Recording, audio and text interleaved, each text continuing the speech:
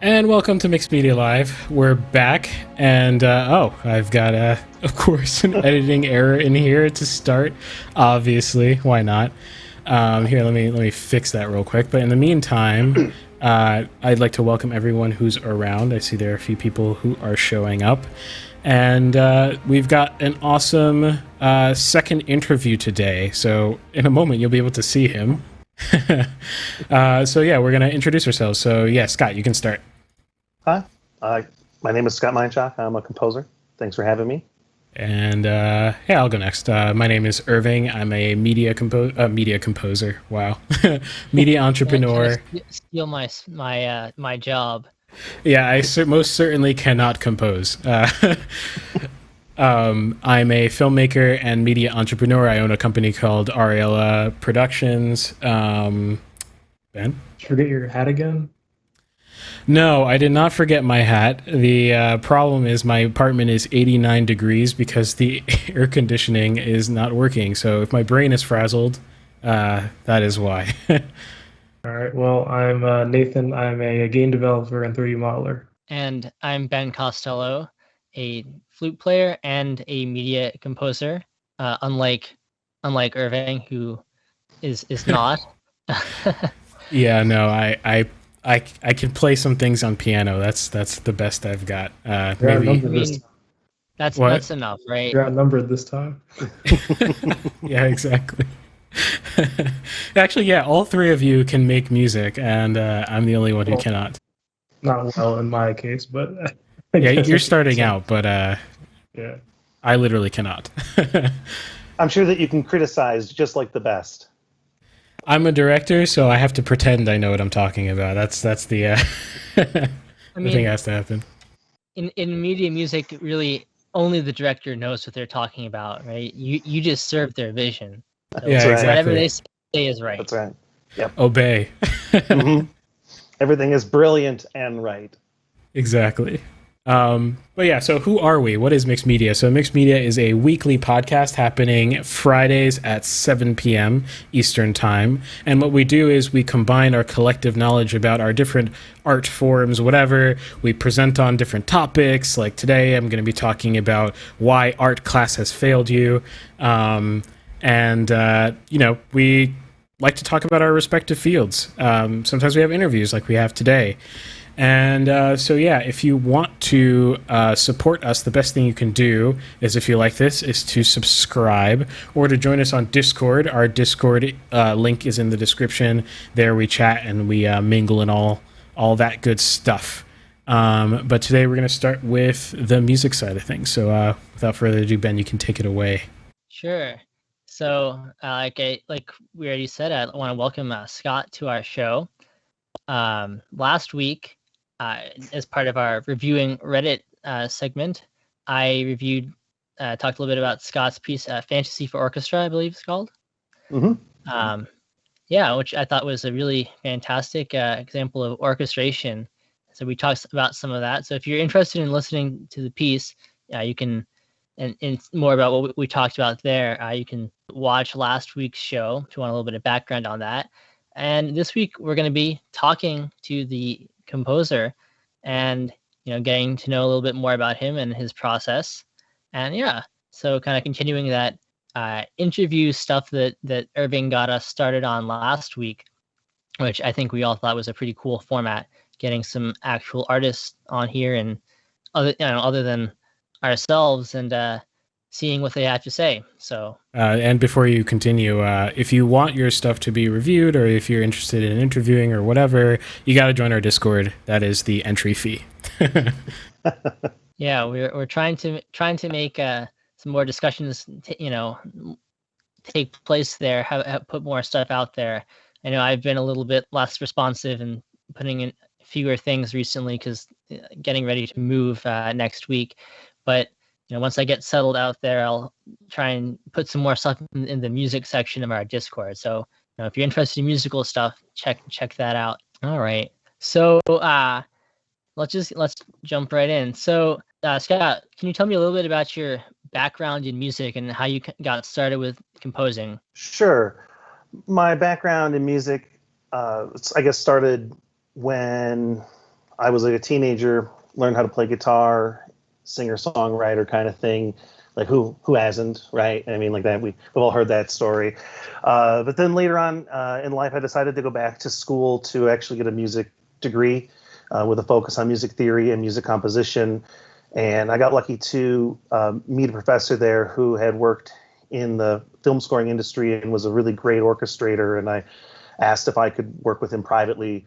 And I did so for a few years, and I really feel like private lessons really kind of paid off, and 10 semesters of theory classes really like helped a lot, and just like the amount of musical stuff that they make us do. I mean, like we're in so many ensembles, we're always analyzing music, we're always talking about music. I feel like I went in loving music, and I left being able to really experience it in a whole new way, and actually start to compose the ideas in my mind that I've had for years. So that's been exciting. Nice. So would you say that you're still, guitar is your primary instrument? No, I would say that piano is now my primary instrument. Okay. So that's still kind of a big jump from like singer-songwriter stuff to like getting into the orchestral world, which you've obviously, gotten into and done very well with. So that's when I was a teenager, I started falling in love with classical music and film music, especially like John Williams, James Horner, Jerry Goldsmith, Alan Silvestri, Danny Elfman. So like to me, like those people are like my like go-to, like, okay, this is how my orchestrations should sound. It's also very cool that you kind of went back to, school a little bit later in life to kind of dive into all those things. Yeah, it was fun. So you kind of talked a little bit about some, your formal education as a composer. How do you feel about like for aspiring composers, like blending formal education and kind of informal study? I know I tend to see a lot of people on like, well, I've been digging around through Reddit for this podcast and seeing a lot of people who are kind of like, I'm just gonna go it all alone, and I don't really need any formal education. Even in the film composing world, I find a lot of composers who are like, education, especially like secondary degrees. But a lot of people are like, I don't need any education at all. It's all like on the job stuff. Interning. Well, I guess my thoughts on that are there's definitely different approaches to take. I think that it comes down to if you have the ambition, the drive. That really either way will work, because I'm sure that those people that are pursuing it in that direction can name people who have done it that way, and they'd be like, well, what about so-and-so? Because everything I know how to do, I learned from someone, right? So if I just sought out all private instructors, I think the difference is I can take out financial aid to go to school. The government won't give me financial aid to take private lessons. So that was like another reason why I went to pursue it academically, was I needed some way to be financed to be able to like pursue this for a living. Like, there was otherwise there was no way I was going to be able to financially afford to, not work and be able to like take the time to study. So, I think it just kind of really depends on everybody's individual circumstances. Like, maybe I've dodged the question and not answered it. I'm not sure. No, not at all. It's a good perspective on financially. I'm also thinking that just some people are, there's like even a gap between people like wanting to, study privately, like that's too formal for them. They just want to like, I've listened to a lot of Mozart, so I can write like Mozart. Oh, well, I mean, I feel like that's probably going to be very difficult to pull off. I mean, like, it's great if you had that ambition, right? But like, I loved listening to Mozart and to Beethoven and Chopin. And actually, once I got more formally educated, I enjoyed listening to them less because I found them to be not as innovative as like later composers, but I still wouldn't have been able to compose like them. And I mean, I don't even know that I could even compose like Mozart now. I mean, like that's, probably a pretty arrogant comment, right? Like, because trying to do something like he had done, something so tonal that always felt fresh and innovative at that time, I don't think you're going to pull that off today. We've already heard it. Like, what would be our new spin on that, right? So I guess, people who are like looking at it from that perspective, it's like, I guess you also don't know what the challenge is ahead of you. Like, people aren't going to necessarily be interested in hearing somebody who wants to write like Mozart, unfortunately. I mean, how many people really like are successful that write like the Beatles, right? Like the Beatles are the Beatles. Nobody else is the Beatles. I'm sure that you hear all the time in film music. There's a lot of composers who want to be Hans Zimmer, but there's a big difference between trying to be Hans Zimmer and a cheap imitation of Hans Zimmer. Now I'm getting a little preachy, so I better back off.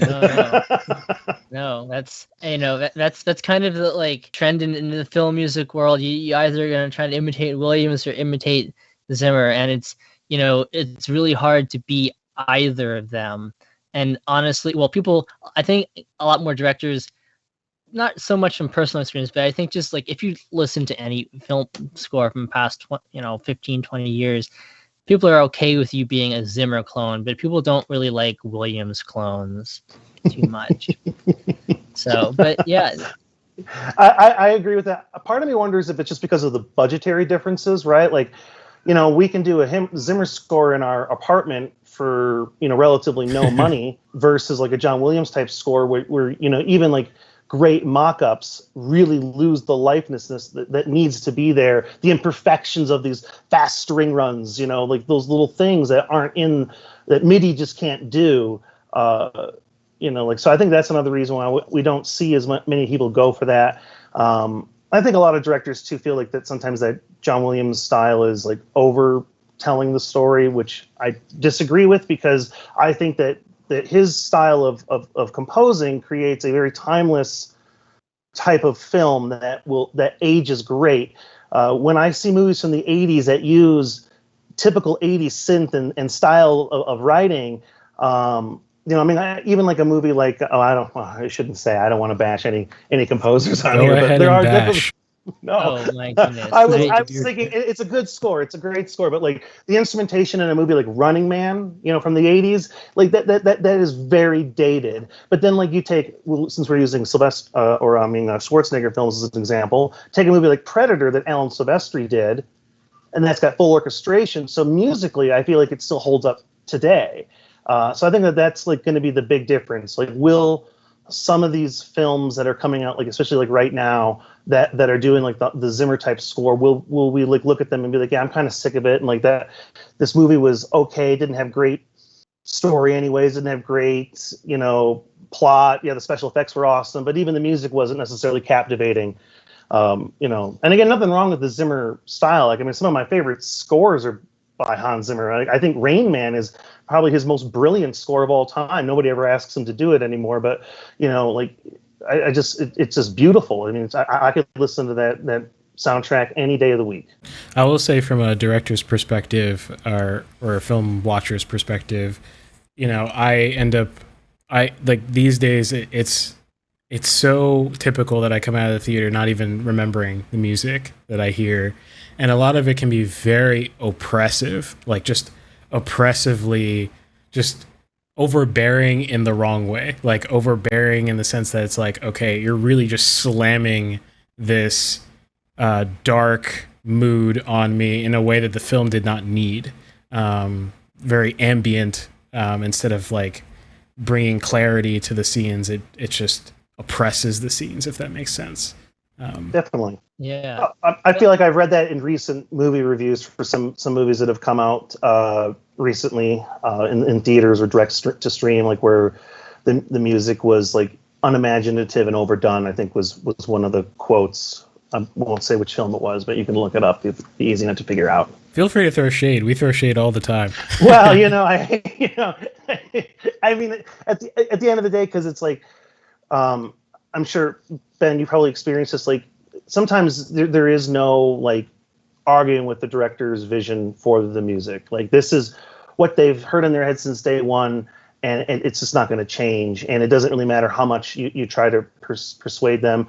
Sometimes producers get in the way. There could be other feedback.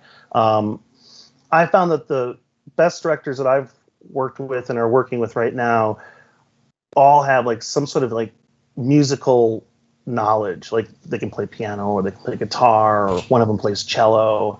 And I think there's something there. Steven Spielberg is a musician. He plays, I think, clarinet, and I think he's in the recording on one of the scenes in Jaws on the beach.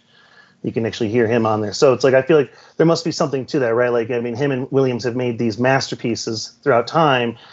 he obviously knows how to direct his composer. And I think that's something a lot of directors forget, that their job is to direct the composer. They're like an actor. You have to tell them what to do. Like a great composer can compose in many different styles.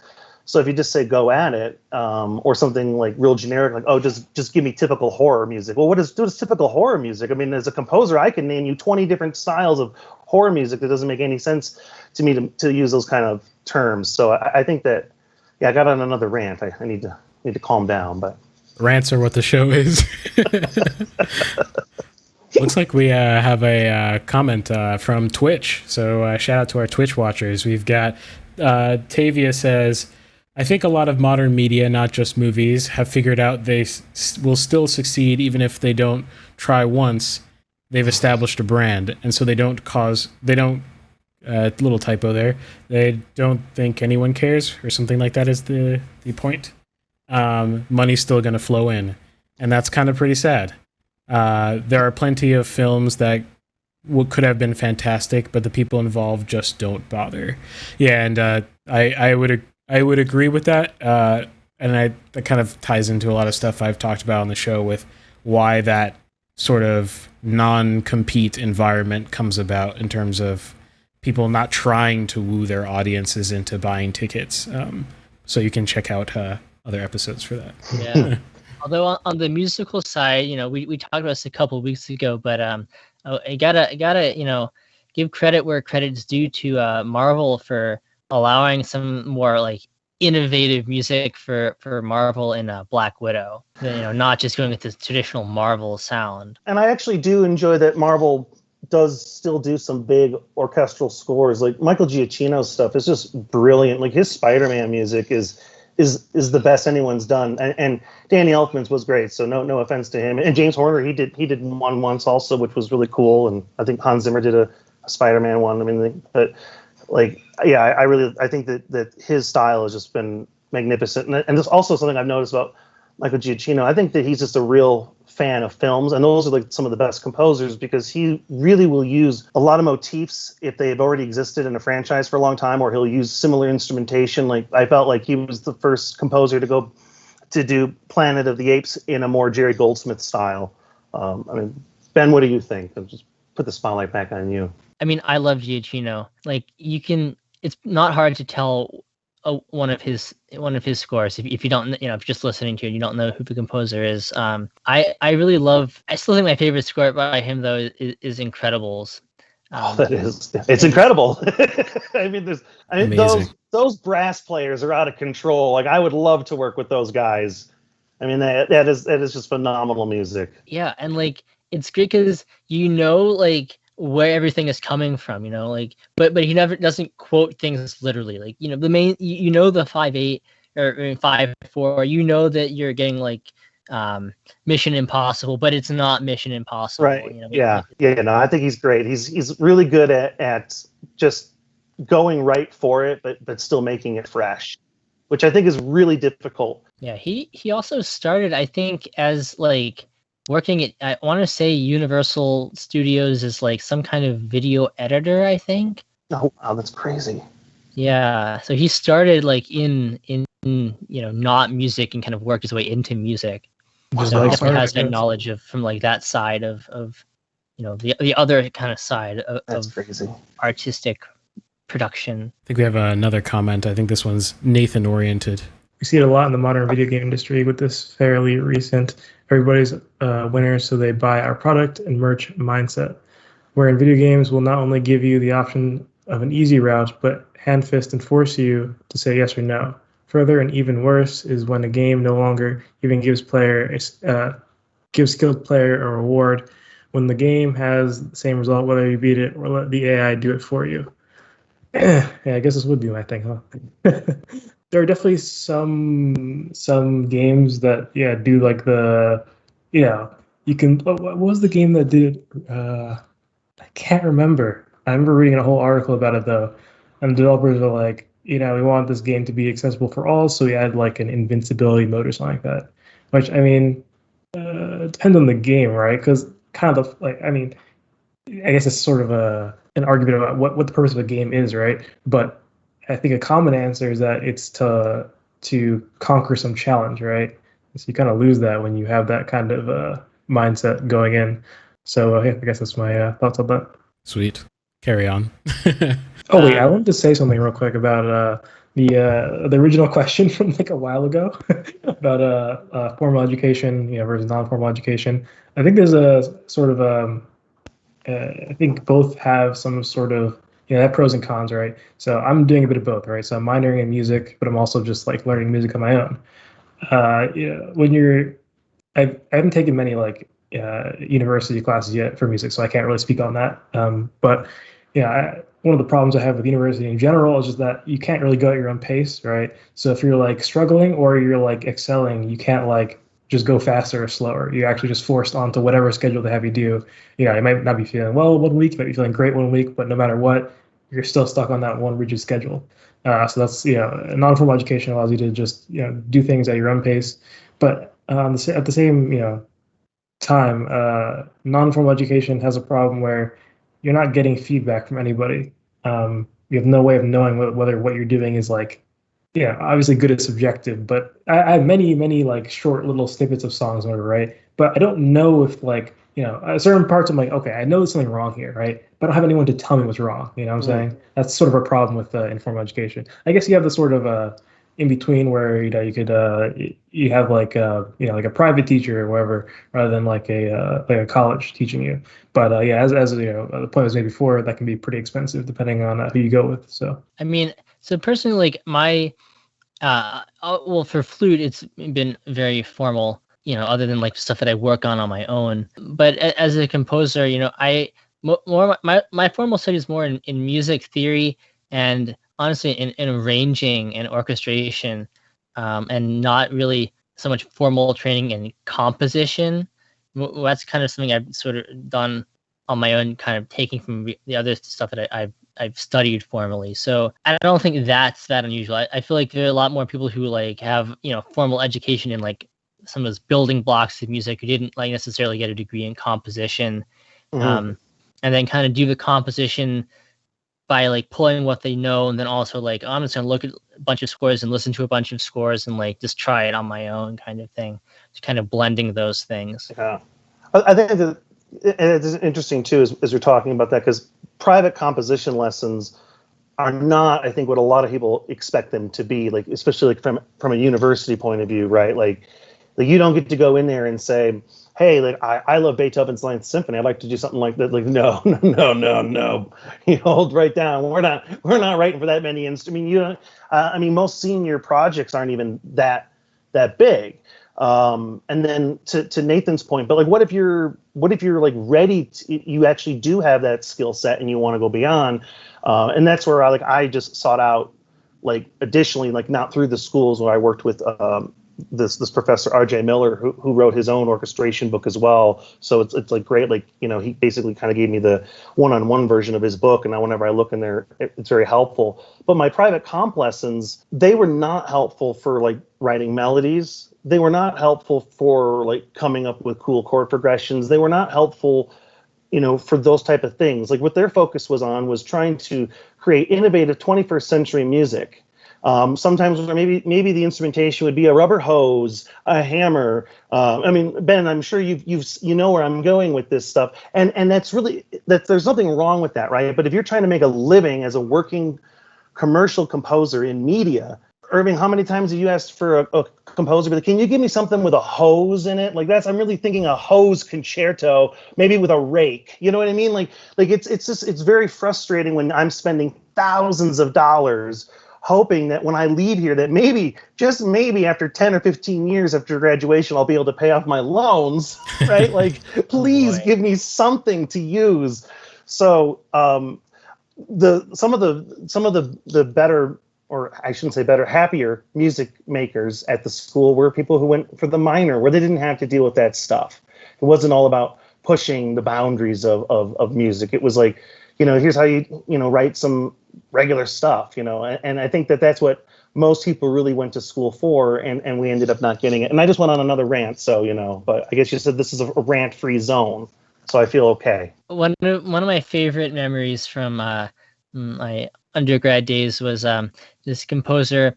I think it was like his maybe master's, or even PhD, like final, portfolio recital, and it has this piece for a brick in a washing machine, and also like live, processing and then being spit out through the DAW.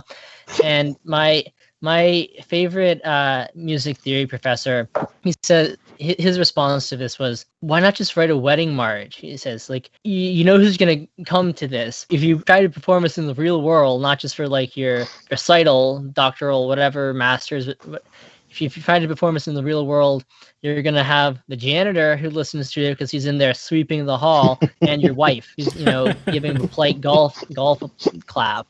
And otherwise, you're not going to get anyone else in there. But yes, you've done something revolutionary. Yes.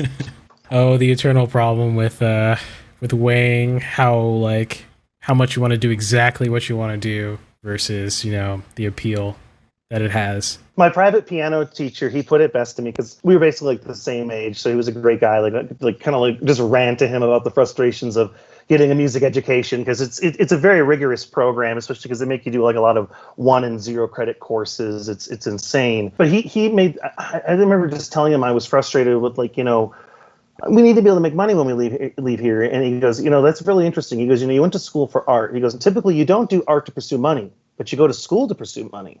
He goes, so we're really in quite a little bit of a pickle here. And I was like, that's a really an interesting way to look at it. And, and I ended up talking with a student later that week who was going to school for graphic design, and he felt like it was the same thing in his like art classes, where like they didn't care about if you were going to make money in the real world. This was just more about the theoretical side of things. Obviously I do things in a classical world, but like I'm obviously, as my title here says, media composer and media flute player. It doesn't say media flute, but it should say media flute. That's more impressive than just standard flute, right? I do the media flutes. Right. Well, hopefully my, future careers in both doing composition and also like playing flute and, like studio recording is my goal with that. So media flute, we'll call that. But yeah, if you do want to make it in the media world, it's really an industry. It's not just like you can't just try and do, whatever theoretical things you want to do. You got Irving, the director, telling you, you need to do X, Y, Z, or else you're fired. You didn't meet my requirements for the score. So screw you, Irving. No. Finally got it off my chest. No. But the thing is, this is a fair thing to say, because as a director, an underrated skill is understanding how to get the information.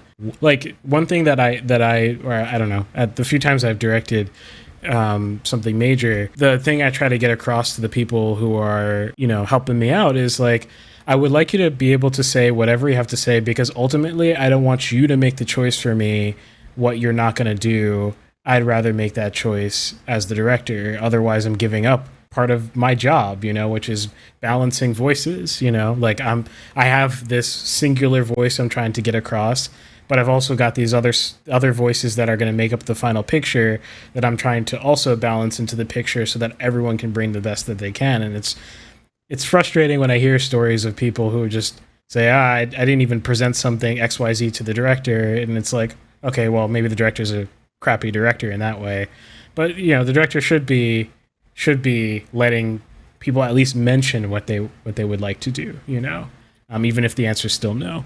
Yeah. I mean, I found that the best directors that I work with, it's very collaborative, where they're not like, I think the big thing I had to get across kind of early on was like, just don't hold back. Like, don't think I'm going to take it personally. Like, I'm not in love with the piece. This isn't like Scott's Symphony No. 7 that's premiering with the Philharmonic, and if you don't like it, like, who the hell are you to criticize it? It's just like, this is, for your film or your project, you've had a vision for a long time, and I want to really like hit that. And the directors that can, give the most feedback, like sometimes when it's even like really specific, and sometimes I know they feel bad, and it's just like, you shouldn't feel bad. Like, they'll be like, hey, I like the thing at 12 seconds to like 18 seconds. Could you just make that into like a 1 minute thing somehow? It's just like, yeah, like now you're actually telling me what to do. Like, that's really specific and easy.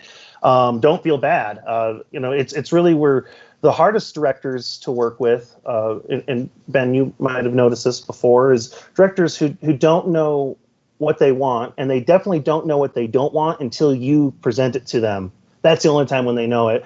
And then they give you back like one word answers like, "Oh, that's Harry Potter music," or that's not, or one sentence. It's like, well, what does that mean? It's Harry. Like, first off, if it's Harry Potter music, like which film? Because if it's like Patrick Doyle's, I'm offended, and if it's like John Williams, I'm very flattered. So it just means they haven't listened to any like the Harry Potter soundtracks other than like Hedwig's theme. Right. Yeah. Yeah, I mean. So I'll throw out there, Irving is fantastic to work with from my personal experience. Yeah, I found like the most frustrating experience I've had was I got this really short leash, like a non-existent leash from this one guy. He asked me to work on his film, let him remain anonymous. Basically, we agreed that we were going to like take some themes from a particular like folk song, whatever, and he's like, okay, kind of like go for it. So I wrote the music for like the first scene and I sent it to him and he's like, no, it's orchestral. I don't want it to have anything to do with an orchestra.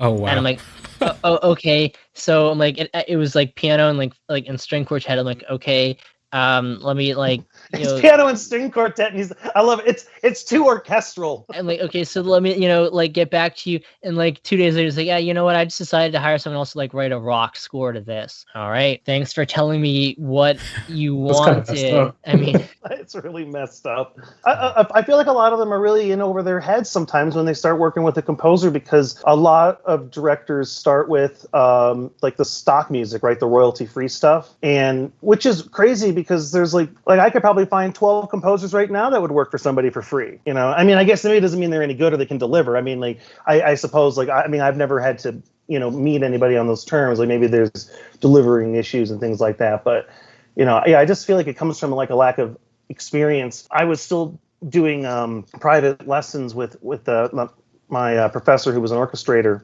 and I remember bringing to him like these different examples. Like there's this one director, like I had to like rescore a scene like 7 different ways. And I told him, I said, like, doesn't this seem weird that I had to do 7 different drastic things?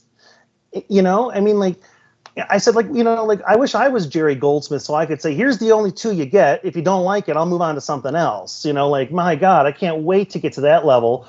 But my professor put it real clearly. He goes, you're educating him right now on how to score films. He has no clue, obviously. Like that's why he's having you do all this. And so it's a really frustrating thing. I think when sometimes the director isn't as experienced. But Irving, it sounds like you're a master of it. So you maybe should be giving some master classes on here about how to work with your composer. Yeah, I don't think a topic one day on like how to work with just people in general as the director.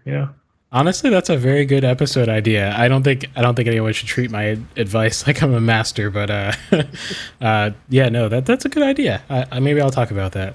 Interpersonal skills are like, if you're gonna be a leader, you have to have interpersonal skills. That's just it. If you're that's well said. Yeah, if you're not going to be good at making people feel comfortable and at the same time being strong enough, it's a balancing game. It's hard. But that's kind of the fun of it as well, in some ways, or torture, however you want to put it. It sounds like the being strong part sounds like yikes. Sometimes you have to tell people like the work that they're doing that they may love is like not what you're looking for. Yeah, it's hard. Yeah, I'm sure it is. That's the nice thing as a composer. I never really have to fire the director. I just don't work with them on the next one. Oh no, I'm busy. Yep. Scott. When I was talking about your piece, like your great sense of orchestral color. Who are some like composers who are also great orchestrators, or who are some just great orchestrators that you enjoy listening to or studying, just for our audience and get a sense of some good orchestrators? Well, that's a great question because it was about a couple years ago. I started like contacting different directors, saying like I'm going to be finishing up my degree. I'd like to start kind of like working on a portfolio. And I met a director out of Portland who's doing a fantasy series. It's like almost 2 hours long, and he wants like a Lord of the Rings, Star Wars type score to it, right? and he basically wants like non-stop music, like think like in Return of the Jedi, like where the music almost never stops. Like that's what he's looking for. We have only like one scene so far that's like 10 seconds long that's going to have no music. So like I was like, cool, like this is obviously the dream. Every composer wants to do something like this. I obviously have no clue how to do this, but I'm going to just say yes because I don't want to lose this opportunity. So I just dove into big score studies, like Tchaikovsky, Stravinsky, Holst, Copland, Ravel, Rimsky-Korsakov, Berlioz. Looked at like pieces like Sorcerer's Apprentice like really closely. Like I like studied that score like an hour a day for 2 weeks straight. I was like, I want to like know this score like as if I wrote it, and that for me, like that's how I have to learn music. It almost has to be like I just know it so intimately well. Like I wrote it. Now all of a sudden I can start maybe to do something that's like that. And I think maybe that comes just from my original way of learning how to play music was, kind of self-taught on the guitar. Like I have to hear something and I can play it. Now I understand how that song's put together. Same with these pieces. Like I looked at things like Sleeping Beauty. For school, I got to do an analysis of Vivaldi's Four Seasons, which was incredibly useful. He's really one of the first ones to do program style music, and it was really great because he's a master of the violin. So what a great way to do like string studies, and also a way to see like how he would like write virtuistic music. Like I noticed that for a lot of fast parts. Like a lot of the repeated notes would be like an open string. I was like, oh, that's very brilliant. You're making it very idiomatic for the instrument, very easy for the player to be able to do things like that. So again, I might have gone on a little rant, but like those are some of the things that like really have inspired me and helped me with like figure out like orchestral color. And quite frankly, I use R.J. Miller's book on orchestration. It's called Contemporary Orchestration, or for the Contemporary Composer. It talks about like how you can blend instruments together, like blend, the cello with the oboe to create this effect, take an alto flute with it, things like that. It also talks about professional considerations because he did work in the studio. So like make sure your scores like have like the large, like 4/4, time signatures, make sure every measure is numbered underneath. Also, like just make sure you don't put in bow markings. Make sure you don't put in the pedal markings for the harpist. It's offensive. He found out from a woman harpist in England.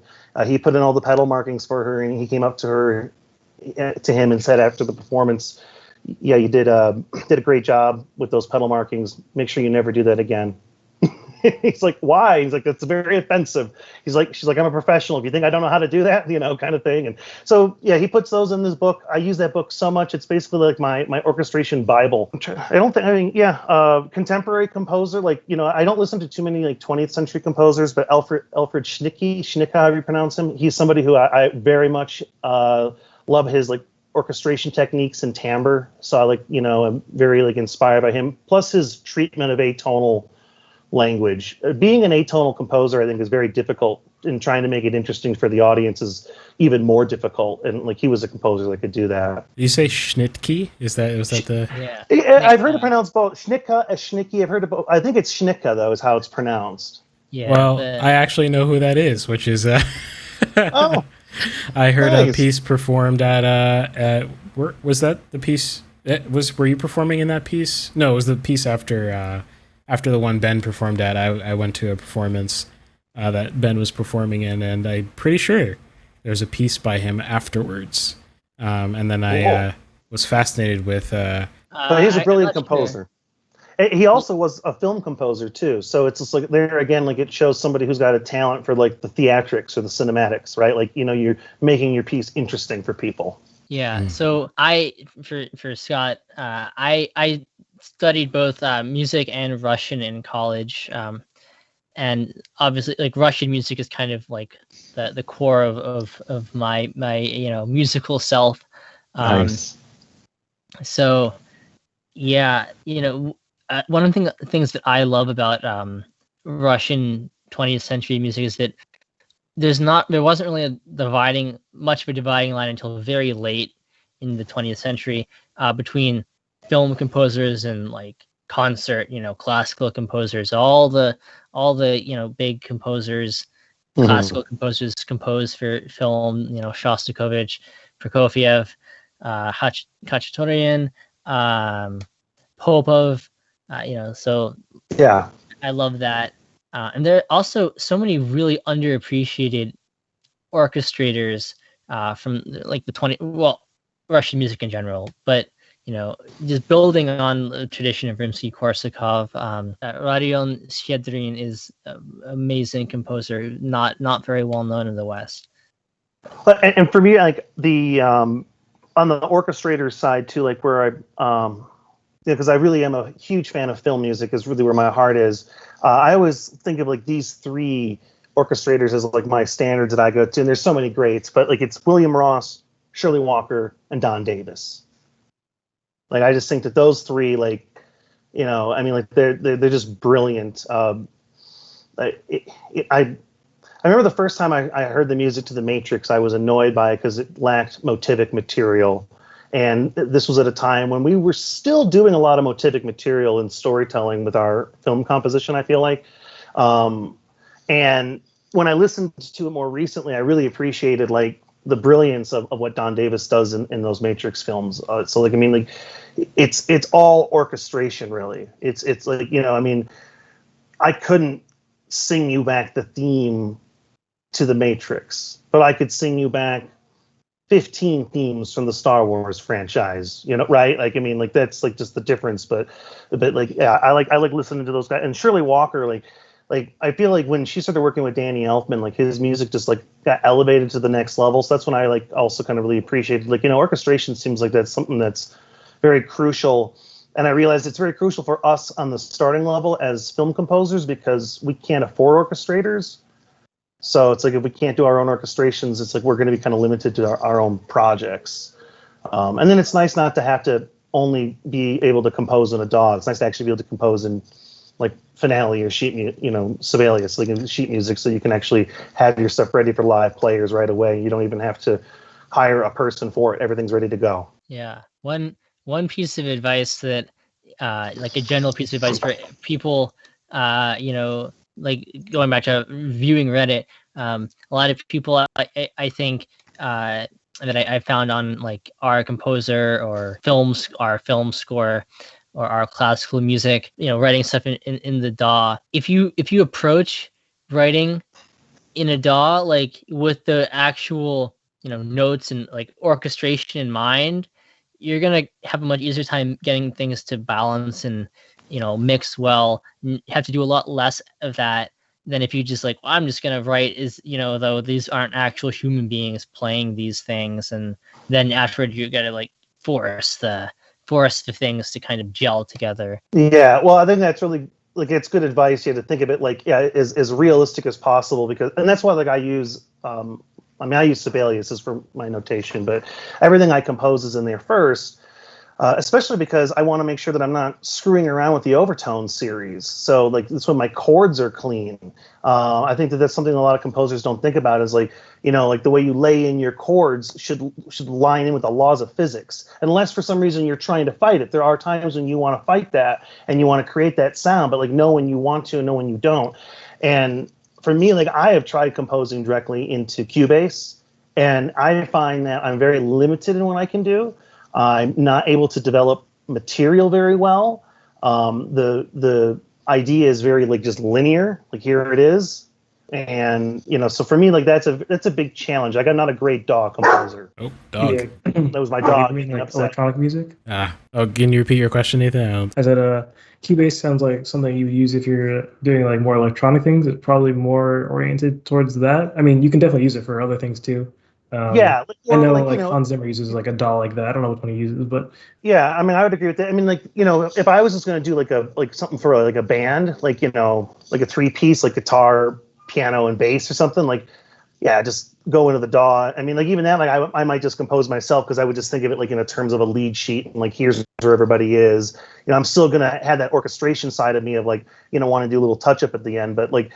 Yeah, it's tough to write like classical music, I guess, in the DAW. I think Nathan makes a really good point. Like, yeah, like know the kind of music that you want to write. Like, yeah, if you're writing something, poppy, contemporary, even Zimmer, like, some of his stuff probably could be done straight into the DAW. Like, probably a lot of like Batman Begins could maybe be done that way. Honestly, I don't know how much of it would have to be notated, but I mean, I think everything's played by live players in that, so obviously it needed to be. Speaking the Matrix, do you happen to own the score? I don't actually have that, but I have some other Omni musics actually sitting right here. How to Train Your Dragon. Do you own any of those Omni scores? I know do they have. published that. I have a lot of my private instructor, because he's worked with so many composers and other orchestrators throughout the years, has collected copies of handwritten scores, and I have copies of stuff like that. So I don't get like clean, but like I can see, like if you zoom in, you're like, I'll get it, cool, So I've got like stuff like that I kind of like reference.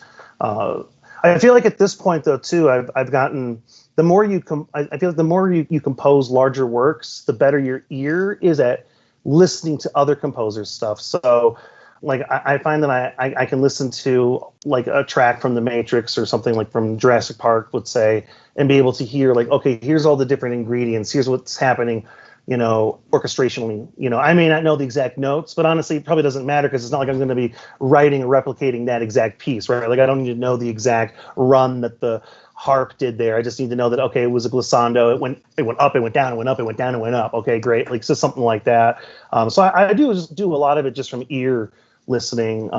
We did a lot of that in college. We had was it 8 semesters of ear training. So I mean, like it's, like we hated it at the time. Like there were so many things that I hated, and like then when I left, I was like really grateful for. I was just like, oh man, now I get why they made us do that. Oh, now I get why they made us do that. Oh, now I get why they made us do that. And I'm sure they'd love to hear that too, because I was like the first one to be ultra opinionated. Like, why are we doing this? This is like a waste of time. And like here I am using it. I'm like maybe the most since that time. So yeah, I think sometimes we have to have faith that like our professors do know what they're doing.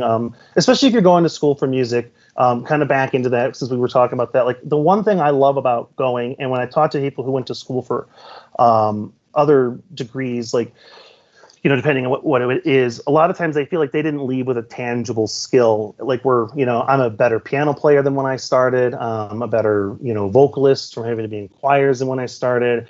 Definitely a better composer and orchestrator than when I started. So at least I could, find private students and make some money with that. I remember somebody who he told me like he was real frustrated because he got like it was an English degree and he was going to go on to his master's, because he was like, I feel like that's what I have to do. And I'm like, well, why? He goes like, because I can't go on Craigslist and say like, does anybody want any English lessons? He goes, but you can go on there at least and like maybe make a couple of bucks with something of the stuff you learn. So I'm grateful that we had that opportunity. As music students, like a lot of these programs take almost 5 or 6 years for a 4-year degree because of what we have to do, but you get a skill too, so that's really great. Yeah, I agree. Over time, I think the biggest thing that's changed about me as a just general musician, not just as a composer, is that I'm more able to, the more music I've listened to, the more I'm able to like pull out certain elements without seeing the score.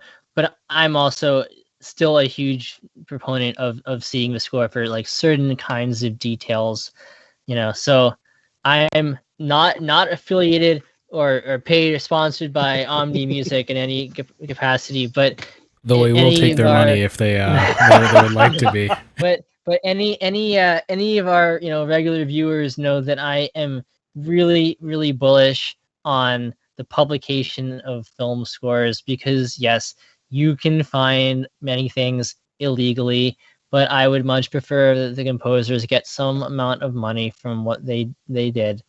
So support Omni Music, support Numation Music, support Chris Siddall Music. Those are the 3 people who are like publishing film scores. I think you're going to see more of it too. Like here in Colorado, our symphony orchestra does a lot of like night, like a movie night, where they play like the entire Return of the Jedi score with the orchestra to the film.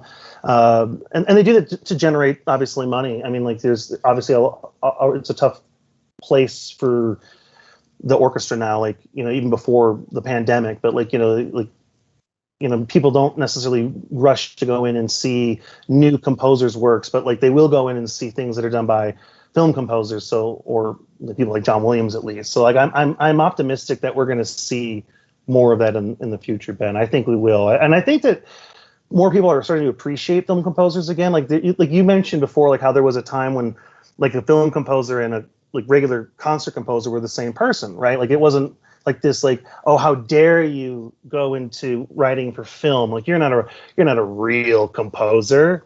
You know, it's just like, oh, that's kind of offensive, right? I mean, it's like it's still just as much work. And I think we're getting closer to that again, where people are starting maybe to appreciate that more. I mean, I just love how so many older soundtracks or scores are being released on CD or digital albums or whatever now, from things that are from like the 80s or 90s. I mean, like I recently saw like they finally released like the whole like Masters of the Universe score from that. I mean, it's not a great movie, but the music's really great. Like, why not have that out there? And just things like that. So I feel like more people are getting into it. I think maybe a reason too is maybe pop music's gotten a little redundant or formulaic for a lot of listeners. As people get a little older, they're interested in something else. Like and one of the things I like about film music, and this was a direction I got from my private instructor, he told me like I have a tendency to like want to write with pop chord progressions, and then when I was getting formal training, I was like I was going away from that. And he goes, "Why are you not doing that poppier stuff?" I go, "Well, it's not as innovative, or it's not maybe as clever, or it's definitely like a romantic composer would." And he's just like, but he goes, Payne composer would do it. It's like just things like that. Yeah, I think we are approaching a little bit more like recognition of film music, and I hope we get there. The thing that like drew me to film music when I was a kid was John Williams' Harry Potter and Star Wars. But like what was so like important about hearing that stuff when I was in 4th, 5th grade? I mean, as much as like classical music, like proper, it was important for me. It just seemed like it was music that was being like written in our time is really authentic. Obviously, it's not like necessarily the most authentic music in that, like, but yes, there's the director that's like kind of telling you what's what you're looking for. You're not composing for your own vision, but so much of it is just like it has a soul to it that a lot of more formulaic stuff, popular stuff, just didn't seem to have for me. And yeah, I don't know. That's what kind of drew me to Williams, and then eventually to a lot of other fantastic composers. That's cool. Okay. So there's a lot of great stuff there. It was great talking with you, Ben. It was a lot of fun. Yeah, a lot of really fantastic, interesting thoughts, and lots of good rants we had. Always like that. So really glad you could join us, Scott, and thanks also for letting us talk about your piece last week. Yeah, no, I appreciated that. Yeah, it was fun, especially because I don't really ever get too much feedback anymore. That piece was supposed to before a competition that got canceled, and they never even like followed up with anybody, and it was one that really actually was really about the orchestration more than the composition. So I was like, oh man, I really am interested in this one. Like it was the first competition that actually let you write for harp. It was like, finally, the harp should be in every single orchestral piece. Oh, I love harps. And yeah, before you sign off, Scott, you have any socials, websites, or whatever you want to plug? People can always just go right to my website, which is just my name, scottmeinschock.com. That's SCOTTMEINSCHOCK. I've got, just some different examples of some stuff I've scored for different directors, some projects I did in college, and I recently just this year composed 4 new pieces. Ben, you heard I think a couple of them I had put up on Reddit last week as well. They're mostly done in a kind of a film score style. One of them is definitely the overture one. Ben, I think you would say, right, that's very much like a John Williams hook type piece. And then I definitely did do I kind of like to think of it as a parody, not making fun of, but is a respectful. I did a piece that was in the style of Hans Zimmer, because I never composed like that, and I've had many directors ask me how come you don't have anything like that? So I just did one just to kind of show that I could. And then I did try also doing a piece with orchestra and synth, because that's one of the things that I thought was really cool about with some of the Marvel movies, especially that 3rd Thor film. The use of the synth with the orchestra I thought was really brilliant, and I did not execute it as well, but I still had a really fun time doing that, and I still put that piece up there. And hopefully I'll be having some of my projects will be coming out either this year, at the end of this year, or next year. I'm working with right now at least 6 different directors with their projects, everything from full feature stuff to just some student projects. All of them are really exciting and fun. They're all different, like some are horror, one's a thriller comedy, one's like that fantasy I mentioned. A couple of them are dramas. So hopefully some of that stuff will be out. And yeah, when I get close to releasing that, or when we release it, I'll let you guys know, and you can maybe tear it a new one on the show. Dope. All yeah. right, well, Always let us know. with all of that. Cool. Yeah, thanks for having me, guys. It was a lot of fun. I mean, just great to be able to talk with other artists who have kind of dealt with this, and fun to talk with a director to have him defend his side of the story of why it's such a pain in the butt to deal with. No. And I look forward to your podcast in the future where you're going to talk about how to be a good director or professionalism in the workplace, however you're going to spin it. I think that's going to be really good. I'm looking forward to that too. Yeah, so I had to plug you at the end there, just to help out. I appreciate the plug. Yeah, no problem. Cool, guys. Well, I'm going to sign off too, but thanks again. All right. Yeah, thank you so much for coming around. So I also have to hop off here. So for everyone out there listening, thanks again for listening, and have a good night.